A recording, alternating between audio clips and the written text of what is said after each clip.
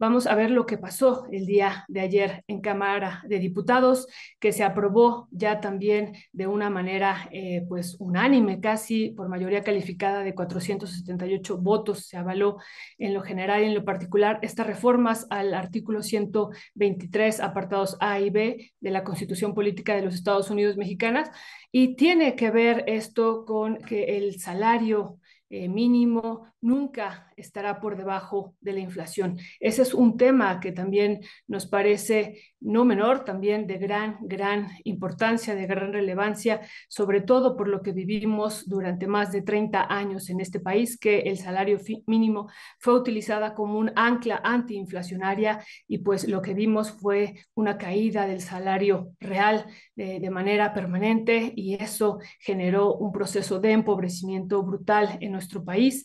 Y bueno, pues la situación es que ya ha quedado esta reforma constitucional en materia pues de lo que es que el salario mínimo nunca esté por debajo de la inflación. Eso nos parece muy importante.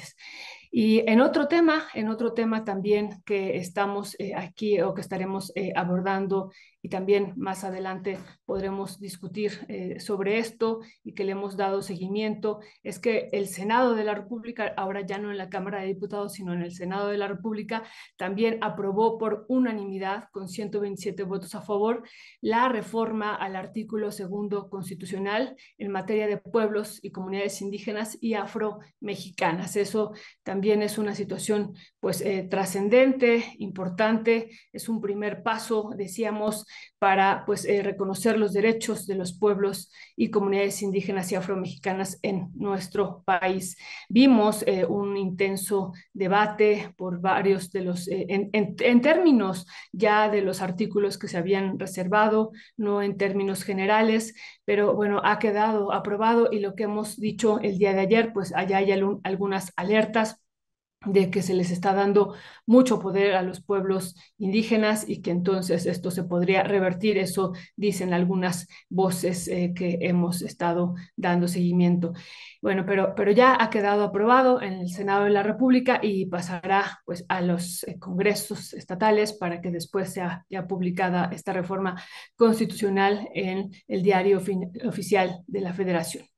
Y en otro tema también, pues que duró por varias horas, que fueron, pues se inició esta discusión alrededor de las 10 de la noche y prácticamente terminó en la mañana, a las 6 de la mañana, un poquito después, pues fue esta también reforma que se está haciendo a 12 artículos de la Constitución Política de los Estados Unidos Mexicanos, y que donde se aprueba que la Guardia Nacional pase a la Secretaría de la Defensa Nacional. Ahí estamos viendo ya esta información que da a conocer el Senado de la República, aprobada reforma sobre la Guardia Nacional, y esto también será parte de lo que estaremos discutiendo pues más adelante. Por supuesto que hubo un intenso debate, aquí sí hubo un intenso debate sobre una postura, ¿no?, de la oposición diciendo que se estaba militarizando el país, y la otra recordando el proceso de militarización que hubo desde el gobierno de Felipe Calderón y desde antes en este país. Y bueno, pues sí, sabemos que eso también ha generado pues una amplia polémica en este Senado de la República, y que también por eso pues se extendió tantas horas esta discusión. Y bueno, algo que hay que comentar al respecto, pues que ya lo habíamos hecho en torno pues a la reforma al Poder Judicial, es que se necesitaban 86 votos para tener esta mayoría calificada en el Senado de la República, y nuevamente el senador Miguel Ángel Yunes Márquez ha votado con el grupo, pues con el grupo de Morena y con pues estos otros partidos políticos aliados. Con él, con el voto de él, se lograron estos 86 votos necesarios para esta mayoría calificada, y bueno, y se tuvieron 42 votos en contra, ¿no? Entonces, otra vez, pues esto que también ha sido muy polémico, que decíamos cuando se aprobó la reforma al Poder Judicial, ¿qué pasará en las siguientes modificaciones constitucionales que generen amplia polémica como esta, pues se necesitará de este senador y pues nuevamente este senador Miguel Ángel Yunes Márquez está votando con Morena para que sea lograda esta mayoría calificada. Ya volveremos a esto, hemos comentado en algún momento en las semanas anteriores, pues que queda también un sabor amargo y muy, muy amargo, pues por lograr estas modificaciones, no solamente el contenido de algunas de ellas, sino también pues lograrlo a partir de pues un senador que ha sido, que unas semanas antes incluso decía que el gobierno de la Cuarta Transformación y el presidente era un dictador y que esto era una dictadura, y lo hemos comentado, y bueno, por toda la historia de los Yunes que ya ha sido ampliamente pues comentada en este y en otros espacios, pero lo seguiremos haciendo porque se seguirá necesitando el voto pues de este senador para tener esta mayoría calificada en las siguientes reformas constitucionales que se hagan y las que están por venir. Pero bueno, eso es algo que queríamos también comentar. Y hay otro tema que también ha sido discutido esta mañana en Palacio Nacional. Esto que también declaró el día de ayer el gobierno español, que no asistiría a la toma de posición de la presidenta Claudia Sheinbaum porque que era inaceptable, decía en algunos comunicados, la exclusión de el rey, ¿no? Bueno, algunos medios españoles decían, por ejemplo, este medio ABC, ¿no? De fuentes del gobierno aseguraron a ABC que el comunicado de Exteriores es una defensa del rey y que los motivos de su exclusión de la toma de posesión de Sheinbaum debe explicarlos el gobierno mexicano. Eso era lo que declaraba esta fuente de información española. Y hemos visto también que la mandataria, ya la presidenta electa, ha declarado también que iba a hacer una pues exposición sobre este tema y pues ya estamos aquí viendo esto en pantalla, parte de su respuesta que está dando y esta respuesta que está dando gira en torno a esto que acaba de comentar el presidente esta mañana, de que en algún momento se pidió de manera diplomática pues que el gobierno español pues pidiera o hiciera un reconocimiento de los agravios causados en el proceso de colonización, en el proceso primero de conquista y de colonización por más de 3 siglos en nuestro territorio, pues que implicó el proceso de despojo y de muerte de muchos pueblos originarios en este país. Y bueno, finalmente no hubo un rechazo por parte de la corona y no hubo un acuerdo. Y bueno, pues esto es parte de lo que está explicando por qué la mandataria decidió pues no hacer esta invitación, pero sí al gobierno español. Estaremos después dando lectura, ya ahorita vamos a entrar en unos minutitos a la mesa, a lo mejor nada más comentar la primera parte. Dice, el gobierno de España ha decidido no participar en la ceremonia de transición del Poder Ejecutivo Federal el próximo 1 de octubre.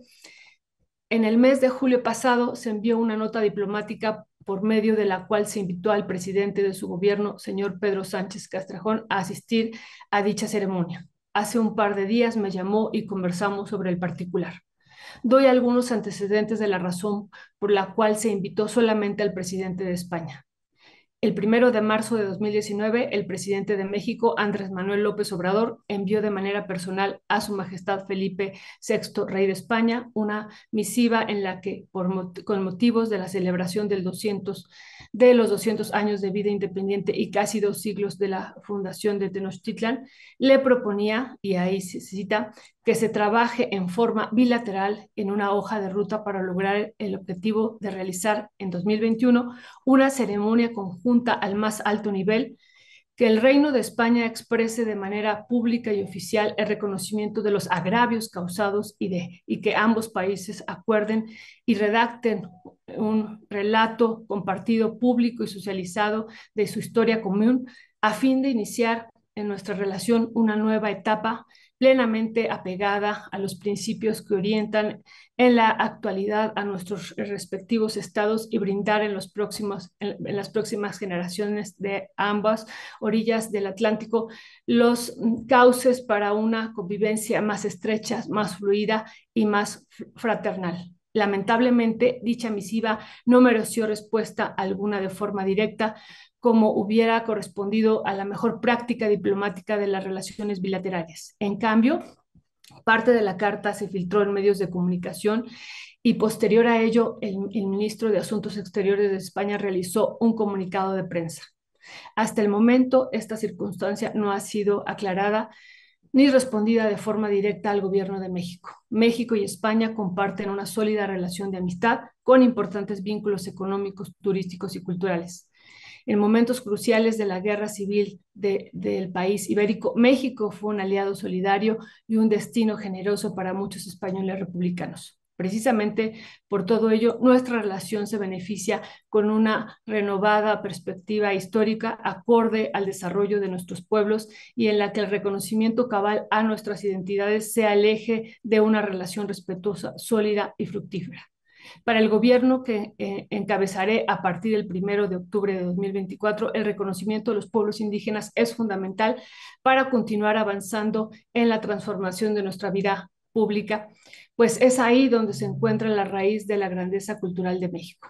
En este sentido, es relevante mencionar que la propuesta enviada el 5 de febrero por el presidente Andrés López Obrador para reconocer los derechos plenos de los pueblos y comunidades indígenas y afromexicanas en la Constitución Política de los Estados Unidos Mexicanos fue aprobada por unanimidad en la Cámara de Diputados y Senadores. Pero el día lunes se publicó en el Diario Oficial de la Nación, Ernesto, el Diario Oficial de la Nación, un decreto en el que voy a leer, decreto por el que se declara Área Natural Protegida Felipe Carrillo Puerto con la categoría de Área de Protección de Flora y Fauna, la superficie de 53.227 hectáreas ubicadas en los municipios de Solidaridad, Cozumel y Tulum, estado de Quintana Roo. Ese decreto que se publicó el 23 de septiembre, Ernesto, de este año, está siendo tomada por esta empresa estadounidense como una expropiación y han dicho que ellos tomarán medidas frente a esta expropiación que está haciendo el gobierno federal. Es un tema que hemos visto que el presidente todo el sexenio ha estado también exponiendo en la mañanera sobre la devastación ambiental que ha tenido Cálica pues desde hace muchos años en este territorio de Quintana Roo y varias veces, ¿no? Declaró, incluso estamos haciéndoles un ofrecimiento de comprar ese terreno que ellos están explotando, pero ellos se negaron y bueno, pues hoy el gobierno mexicano también abunda sobre este tema. Tenemos un video de Vidulfo Rosales, el abogado de los padres y madres de los normalistas de Ayotzinapa. Pues bueno, ayer le presentamos unas imágenes de los normalistas, de las normalistas, pues afuera del Senado de la República, y es precisamente este tema que tiene que ver con el ejército mexicano. La posición del presidente López Obrador es defender a capa y espada al ejército mexicano y precisamente padres y madres de los normalistas y el Centro de Derechos Humanos de la Montaña, Tlachinoyan, pues señalando precisamente este tema con el ejército. Vamos a escuchar a Vidulfo Rosales. ¿A quién le va a rendir cuentas? Por eso hacemos el llamado al Senado a reflexionar.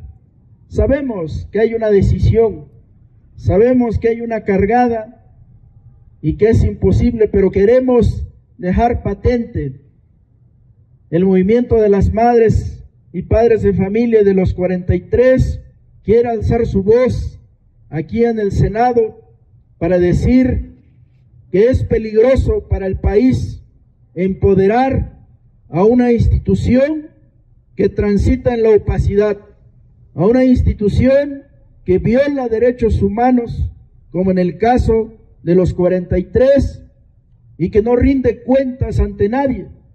¿Cómo es posible que en el caso de nosotros, compañeras, compañeros, cuando se le pidió información al ejército relacionada con nuestros 17 estudiantes que fueron sacados de barandillas, nunca rindió información. Más de 60 oficios que se le mandaron a la Secretaría de la Defensa Nacional, todos los ignoró, nunca los contestó, y no se abrieron acciones penales contra el ejército mexicano por desacato, por no colaborar con una investigación, por obstruir una investigación penal en curso. Por eso, compañeros, aquí nos encontramos presentes. El movimiento continuará, gobierne quien gobierne, seguiremos exigiendo la presentación con vida de nuestros compañeros. Gobierne quien gobierne, seguiremos exigiendo castigo a los responsables. Gobierne quien gobierne, seguiremos pidiendo dar con el paradero de nuestros 43 compañeros, porque vivos se los llevaron.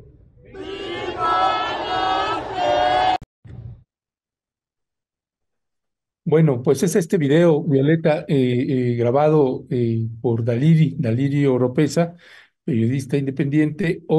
Ayer lo filmó. Ahí nos topamos precisamente. Yo estaba filmando unas cosas, ella estaba filmando después otras. A mí ya no me tocó este fragmento. Afortunadamente ella estaba ahí. Y pues es el posicionamiento de los padres y madres de los normalistas. Y ahora pasando también a otras noticias, pero que también tiene que ver con los impactos en el cambio climático por este tipo de obras, por este tipo de proyectos, y que los hay en todo el mundo. Pues fue el encuentro de Naciones Unidas, Violeta, se llevó a cabo en Chicago, y el presidente de Colombia, Gustavo Petro, ¿no? Que lo vamos a ver ahorita en un video. Pues bueno, Petro hablando de crisis climática, sobre la crisis climática y cómo articula y cómo va embonando pues temas que son estructurales ya no solamente para México, sino para el mundo entero. Esto fue lo que dijo el presidente Petro.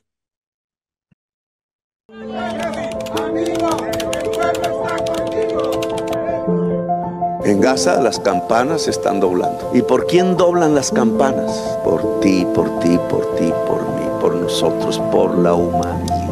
Es una demostración para ustedes, dicen ellos. Cualquier pueblo que se levante será tratado así. Gaza es la expresión de la barbarie como anticultura en los tiempos de la crisis climática. Es la antesala de la extinción. ¿Qué nos corresponde hacer entonces? Porque para detener la crisis climática se necesita una acción de cambio de la economía y de las relaciones políticas y de poder a escala mundial y rápida. Una revolución mundial. Aquí se puede configurar en Chicago un bloque social y político.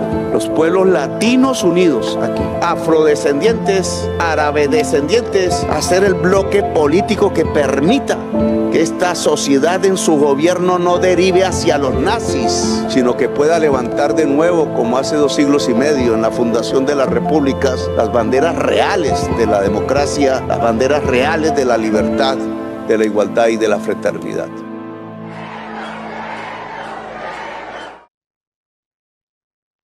Pues me gusta, Violeta, cómo articula, cómo embona precisamente Gustavo Petro, pues qué tiene que ver una crisis climática con lo que está sucediendo en Gaza y el modelo económico mundial, Violeta.